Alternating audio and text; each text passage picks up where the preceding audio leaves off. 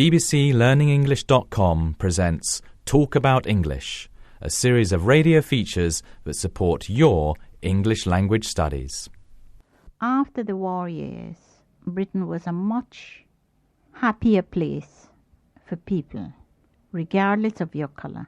There was prejudices, but it was not shown, it was hidden. We had a bubble, really. We enjoyed ourselves being New Britons here and trying to learn the language and the customs and getting to know the girls. It was all great fun. Voices of immigrants remembering their first days in Britain. Our first speaker, Renata Thornton, arrived from Germany in 1964, and she went to live in Wales. During her early days, Renata says she was startled to find that most homes, even the poorest, had a television set. When I came to Britain in 1964, everybody seemed to have a television set, even the poorest families. If they had nothing else, there was always a big television set in the front room. A television set was not regarded as essential. Essential was in Germany a fridge, which lots of people at the time did not have in Britain, and a washing machine, but not a television set. But everybody, the focus in the front room was always the television set.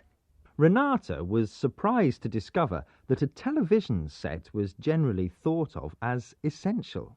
It was thought of as a necessary part of British life at home.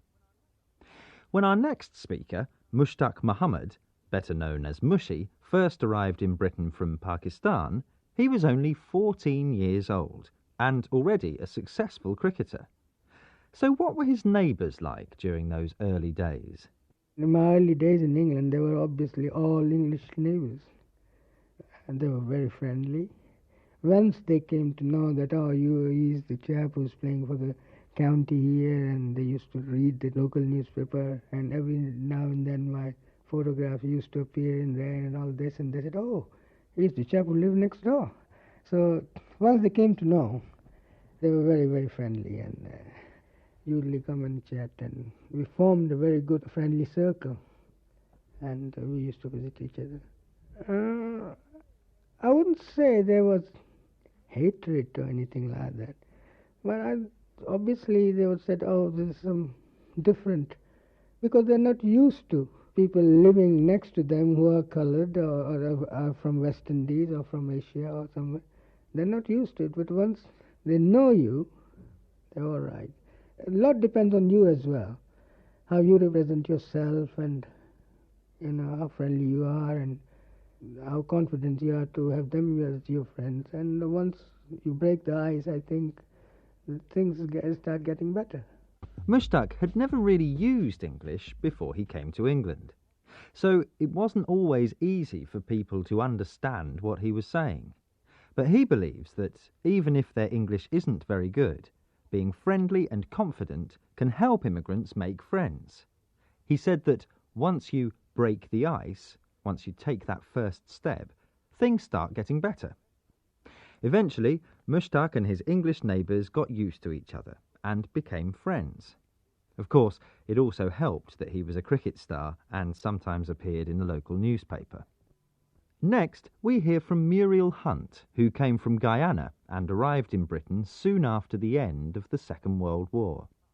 At that time, food and other items were still being rationed. There were limits on how much each person could buy. After the war years, Britain was a much happier place for people, regardless of your colour. There was prejudices, but it was not shown, it was hidden. But people were nicer to each other because we were all in the same boat. Everybody seemed to suffer a loss, and everybody was at the same level of living because we all had the same ration book and given the same amount of food stuff. There was no him and her or them and them. You either had it or you didn't have it, and it was happy. Our next speaker, Andrew Zygmunt, arrived in Britain in 1956 as a refugee. Well, I was a product of the 1956 Hungarian uprising. As a 21-year-old third-year medical student, got involved in politics. After fairly long deliberation, a few of us decided that the prudent thing was to leave the country, and we escaped over 3 days of very arduous January walking to Austria, where we reported into a refugee camp, and we were awaiting our fate, when on the third day red London double-decker bus arrived in the middle of the refugee camp, and this London bus was converted into a recruiting office for the National Coal Board, as it then was, for coal miners for Britain. Well, we decided that anything was better than staying in the camp, and we went to the bus. As I said, this was a little mobile office where a Hungarian-speaking fellow was extolling the virtues of the National Coal Board, and a few of us, including myself, decided to sign on the dotted line. 3 days later, we were in England. So for Andrew and his friends, the decision to leave Hungary was not an easy one to make. It was only after deliberation, careful consideration and discussion that they agreed to leave. As Andrew says, they thought it would be prudent, wise to leave, and so, after a long and difficult walk, they ended up in a refugee camp in Austria. After a few days in Austria, a Hungarian-speaking man who was looking for new employees came to the refugee camp. This man was extolling the virtues of the British National Coal Board. He said it was a good company to work for. And, as Andrew wanted to leave the refugee camp as soon as possible, he signed on the dotted line. He signed a contract to go and work in Britain for the Coal Board. Was this a frightening time for Andrew? Oh, I think the experience was exciting rather than frightening. At the age of 21, you're not going to get frightened too easily. Having just been involved in a revolutionary situation, this was utter heaven to arrive in Britain, where Britain just started prospering after the restrictions of the Second World War, and the rationing was over by then, and suddenly good time came to Britain anyway, and we were part of that from the word go. So we had a bubble, really. We enjoyed ourselves being New Britons here and trying to learn the language and the customs and getting to know the girls. It was all great fun. So when Andrew and his friends arrived in Britain, they began to enjoy themselves. As he put it, we had a ball. Britain had just started to prosper, to do well economically, and rationing was over. Also, Andrew and his friends thought of themselves as New Britons. We've heard from immigrants whose early days were interesting and happy. But for Mujtaba Amini from Iran, arriving in Britain in 1998 was a different experience. He came as an asylum seeker and couldn't speak any English. And when he tried to find somewhere to live, he says he felt like a football. He was passed from one office to another. In the beginning, I was homeless about 3 weeks, and really every office, they passed me from this office to that office, same ball in the football game.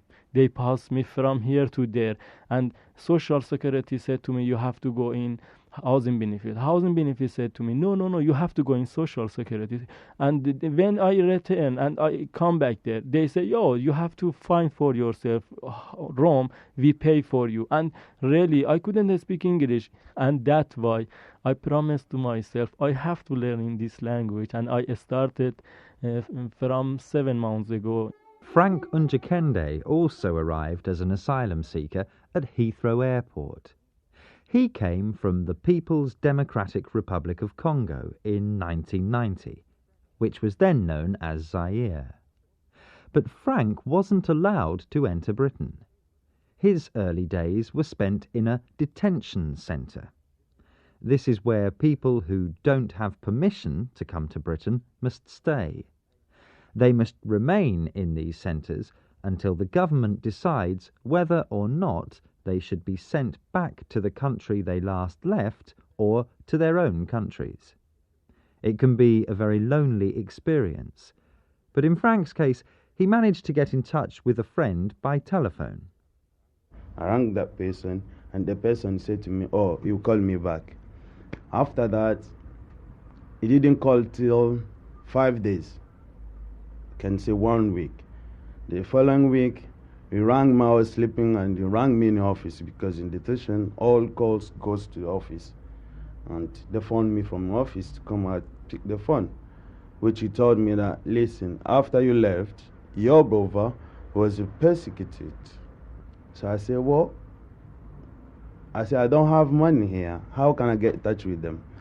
And he said to me too, I don't have enough money. I just give you the message anyway. So I was crying, and they came to ask me, what's wrong with you, Frank? And I explained to them. I said, look, I'm here as a refugee with my family down there. One is being persecuted. So I don't know who am I and where I am. I want to know exactly why you keep me here in the detention.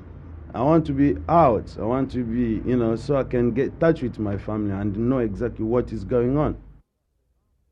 So after Frank heard that his brother was being persecuted in Zaire, he told the officials at the detention centre, and, based on this new information, the Home Office decided to release Frank and he was allowed to stay in Britain. That was Talk About English from bbclearningenglish.com.